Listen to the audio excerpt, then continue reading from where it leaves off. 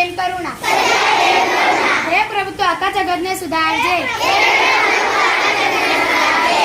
पण तेनी शरूआत माराथी करजे सत्य प्रेम करुणा सत्य प्रेम करुणा विक्रम संवाद 2078 आसो सुद 11 तारीख 6/10/2022 ने गुरुवार આજનો સુવિચાર 6 ઓક્ટોબર સફળતા માત્ર વિચારવાથી નહીં પણ પ્રયત્ન કરવાથી મળે છે. આજનું જાણવા જેવું 6 ઓક્ટોબર ગુજરાત ભારતના દૂધના ઉત્પાદનમાં પ્રથમ સ્થાને છે. તારીખ 6 ઓક્ટોબર આજનો દિન વિશેષ દેશના મહાન વૈજ્ઞાનિક મેઘનાથ શાહનો જન્મદિવસ. ગુજરાતી સાહિત્ય જાણીતા સંશોધક અને વિવેચક બુબુરાય અંજારિયાનો જન્મદિવસ. ભારતીય ફિલ્મ અભિનેતા વિનોદ ખન્નાનો જન્મદિવસ. ભારતીય રાજનીતિજ્ઞ પ્યારેલાલ ખંડેલવાલની પુણ્યતિથિ. ભારતીય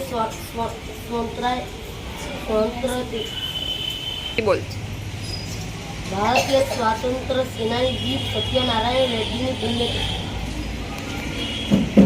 તારીખ 6 ઓક્ટોબર આજના મુખ્ય સમાચાર. દેશભરમાં 5G લાગુ થયા બાદ 200-300 Mbps સુધીની નેટવર્ક ડેટા સ્પીડ મળશે. વિશ્વ આરોગ્ય સંગઠનમાં ડોક્ટર મૂર્તિ અમેરિકાના પ્રતિનિધિ બન્યા. ઉદ્યોગોને અલગ અલગ ટેક્સ અને ડ્યુટીમાંથી રાહત. 15 લાખ રોજગારીની તકો સર્જાશે. National games. જીલ દેસાઈએ ટેનિસમાં બીજો ગોલ્ડ જીત્યો. સ્વિમિંગમાં પુરુષ ટીમે સિલ્વર મેડલ જીત્યો. બનાસકાંઠા સંસદ સભ્યની પરબતભાઈ પટેલને જળશક્તિ મંત્રાલય ભારત સરકાર અંતર્ગત વોટર રિસોર્સ સંસદીય સમિતિના ચેરમેન બનાવાયા.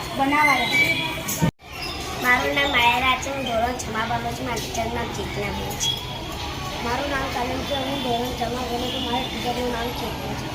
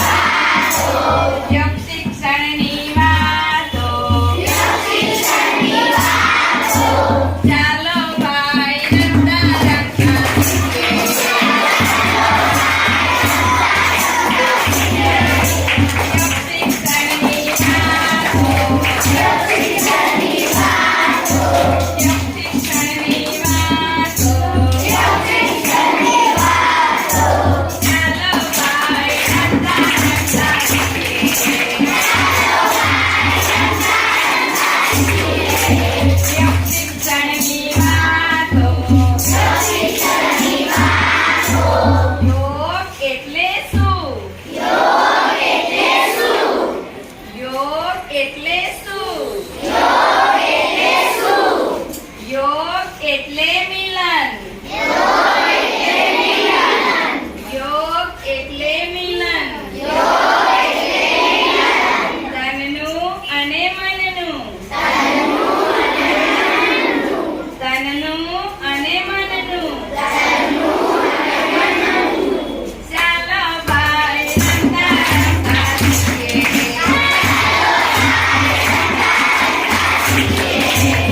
શિક્ષણની વાતો.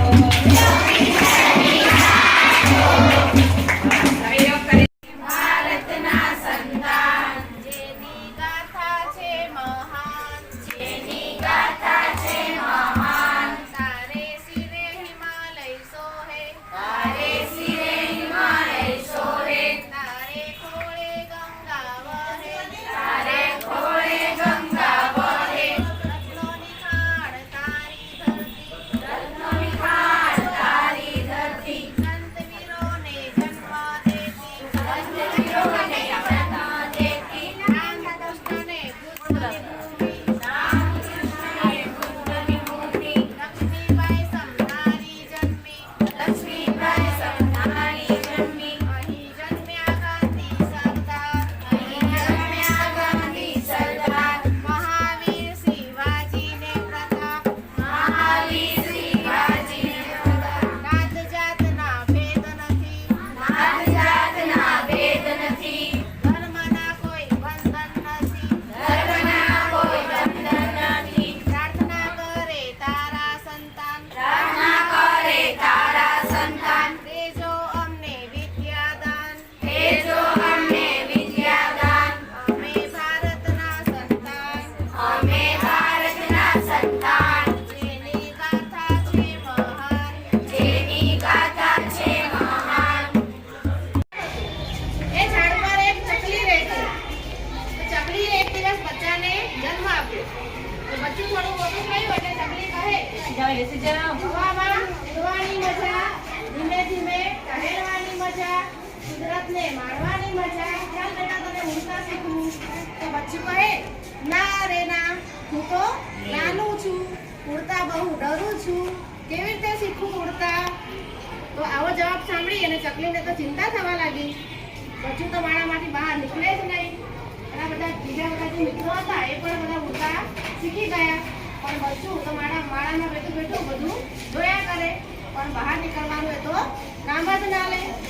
બચ્ચાના જે મિત્રો હતા એ પણ એની પાસે જઈને કહેવા લાગ્યા કે હવામાં ઉડવાની મજા, ધીમે ધીમે ટહેલવાની મજા, કુદરતને માણવાની મજા. ચાલ મિત્ર તને ઉડતા શીખવીએ. તો ચકલીનું બચ્ચું કહે, ના રે ના, હું તો નાનું છું, ઉડતા બહુ ડરું છું, કેવી રીતે શીખું ઉડતા? તો ચકલીએ વિચાર કર્યો કે મારે કંઈક તો કરવું જ પડશે અને બચ્ચાને ઉડતા શીખવવું પડશે. એનામાં આત્મવિશ્વાસ મારે જગાડવો પડશે. એ તો ક્યારે પણ એ ઉડતા શીખશે નહીં. તો એક દિવસ ચકલીએ એના બચ્ચાને ઝાડની ડાળી પર એક નાની કીડી હતી. એ કીડી એને બતાવી બચ્ચાને અને કહ્યું, એ કીડી શું કરતી હતી કે ઝાડ પર ચડવા માટે પ્રયત્ન કરતી હતી.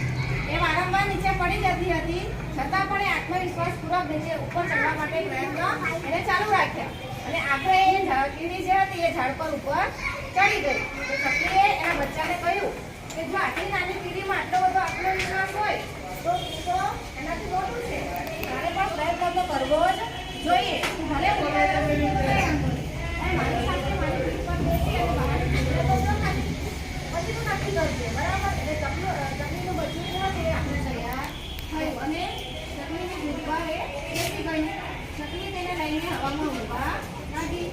બહારની દુનિયાને જોઈ ચકલીના બચ્ચા એને તો ખૂબ જ મજા આવી અને પછી એને આનંદ આવવા લાગ્યો.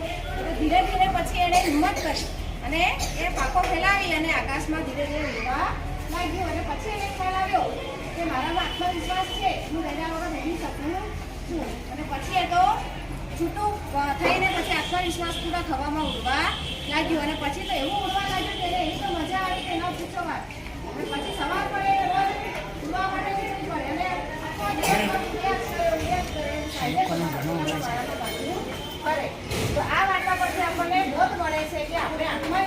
કોઈ પણ કાર્યને શક્ય બનાવી શકીએ છીએ. બરાબર?